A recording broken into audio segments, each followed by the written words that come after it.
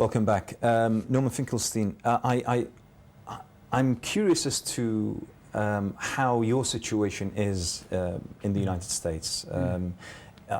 From checking your website, you still have quite a busy schedule. You're still touring many university campuses. You're speaking in many, many forums.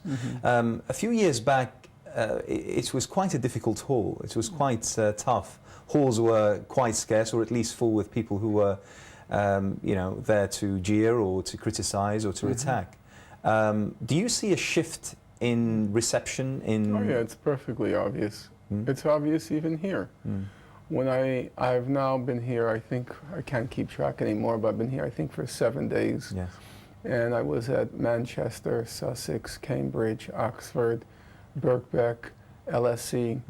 And for example, the first night when I was going to speak at Manchester, I was warned the people in the audience, and they have the usual security guards. There was a petition demanding that the whole event be scrapped. Nothing happens. And I speak at perhaps inordinate length, and I always say, now that you've been respectful of me, I give the floor over to dissenters. Yes. Who wants to dissent? Nobody dissents. There is nothing. It's changed dramatically. And the same thing is pretty much true in the United States. The other side, it's falling apart. It's pretty obvious to anyone who watches it. Even at Oxford yesterday, they're debating a resolution whether Israel should have the right to exist. Now, I think the resolution is absurd. Of course, Israel has the right to exist. It's a member state of the United Nations, and like every other state in the United Nations, it has the right to be free from threats or use of force. Of course, if we say Israel within its pre-June 67 borders and all the rest. But even debating the resolution, it means that Israel's stock is dropping precipitously. I understand, I never stayed around for the vote. I understand the vote was quite close. Things have changed a lot. I ultimately lost the battle for tenure, but at my university. But I think that was basically for pretty unusual reasons. First of all, Professor Dershowitz went on what Noam Chomsky called a jihad against me. And he created a kind of climate of national hysteria to delegitimize me. A lot of it succeeded because the university where I taught was a very small university, probably never encountered the kind of hysteria and hullabaloo that developed around my case. Didn't quite know what to do. But in general, when I actually speak and people hear me out, I get very few objections. Even at Oxford, if you're familiar with the format, people are allowed to interject during remarks, point of information, point of this. Of the four invited speakers, I was the only one that nobody, and there were many people who are hostile to me as a person. Not one said point of information. Because I'm, as everyone understands when you listen to me, I'm perfectly reasonable. I just want to end a conflict on terms which will give mutual respect and mutual dignity to all parties to the conflict.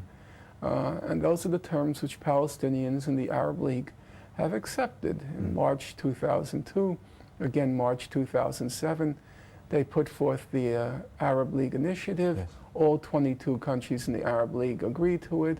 And it's a perfectly reasonable proposal and in line with the entire world community. And that's all I'm advocating. I have no desire any longer, maybe as a kid I did, but it's long past, to be a firebrand. People are suffering. If you're a serious moral actor, your first commitment is not to your ego, but to try to diminish the suffering of those who are suffering, to lessen their torment. The kind of talk today about whether the solution to the issue of Palestine and Israel is, the two-state solution, the one-state solution, this, that. What of the proposals being talked about there that you find the most realistic, the most reasonable? Well, there's a basic principle of politics.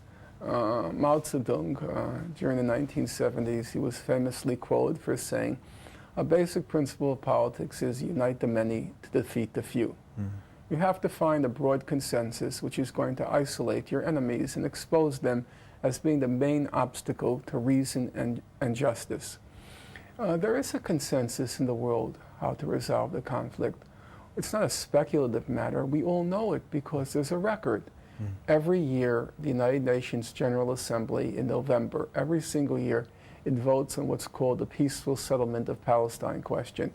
I'm sure none of your listeners has ever heard of it, and you probably haven't heard of it. Every year. And the vote, and it's the two-state settlement, full Israeli withdrawal to its June 67 border, a Palestinian state within the West Bank and Gaza with East Jerusalem as its capital, and some sort of resolution of the Palestinian refugee question in accordance with Resolution 194, the compensation or return resolution. Every year the vote is the same. It just happened this past year. 161 countries on one side, the United States and Israel on the other, including the UK on the 161 side. It's just the US and Israel, and then there are 5 other countries every year: Nauru, Palau, Tuvalu, Micronesia, and the Marshall Islands. That's literally it. I mean, people like yourself, you're about to laugh. That's because the whole reality is laughable. Everybody's trying to pretend this is such a complicated conflict, this is such a controversial conflict, it's not amenable to simple solutions.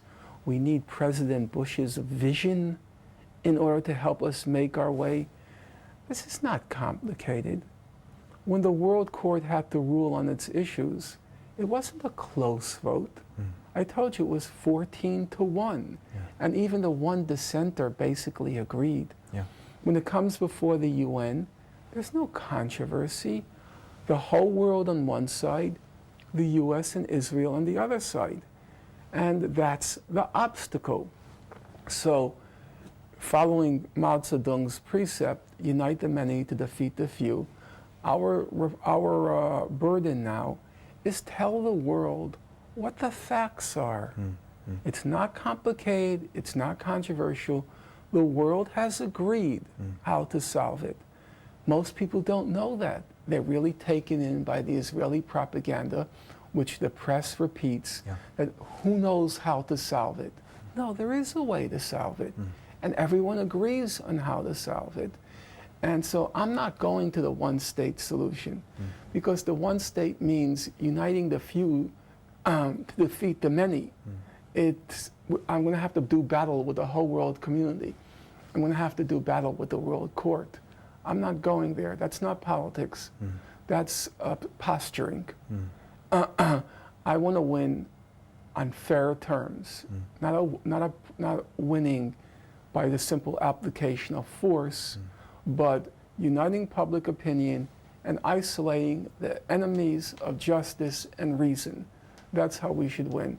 And I think we can do it. Even if you go back to the statements and rhetoric of Hamas over recent years, the late Ahmed Yassin, Khalid Mish'al, they spoke of let's go back to the 1967 borders, and then we'll declare a 10-year cessation, 20-year truce, a 20-year truce or whatever, and we'll talk. And then we'll see what happens. And that, in a sense, falls within that whole premise. Yeah, everybody understands that. You open up this, open up the newspaper of the Financial Times. They have an editorial on the Gaza events. And it says at the end of the editorial, it's absolutely reasonable. They say it has to be a state, a Palestinian state, in the West Bank and Gaza, with East Jerusalem as its capital. Once you give that to the Palestinians, then we'll talk about mutual recognition and end it. Everyone understands that. The problem is the US and Israel.